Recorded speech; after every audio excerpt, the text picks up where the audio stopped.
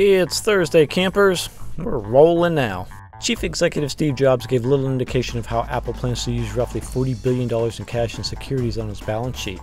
Addressing questions over what the maker of iPhone intended to do with its financial war chest, Jobs told shareholders today that the company's huge cash balance offered it more flexibility and security, and that it had to think big to move the needle. Okay. In a strategic reversal that would close a competitive gap after a similar deal by PepsiCo, Coca-Cola Company will take control over North American operations of its top bottler, Coca-Cola Enterprises. The transaction includes about $3.2 billion in Coke's equity in Coca-Cola Enterprises and the assumption of nearly $9 billion in debt. Fed Chairman Ben Bernanke told lawmakers today that the central bank is looking into the use by Goldman Sachs and other Wall Street firms of high-risk financial instruments to make bets that Greece would default on its debt.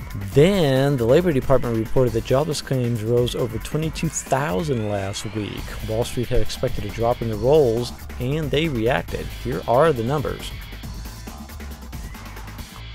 Oil prices tumbled today on new signs that the economy remains weak and that the demand for crude is still tepid. Oil has been bouncing back and forth for months between $70 and $80 as investors watch economic data for clues about where the economy is heading following the Great Recession. And today a judge ordered former Kmart CEO Charles Conaway to pay more than $10 million for misleading investors before the retail chain filed for bankruptcy protection in 2002. However, the judge denied an SEC request that would have prevented Conaway from serving as an officer or director at another public company. For the Business Press, I'm Dave Kaufman. Join us again tomorrow for another Biz Minute.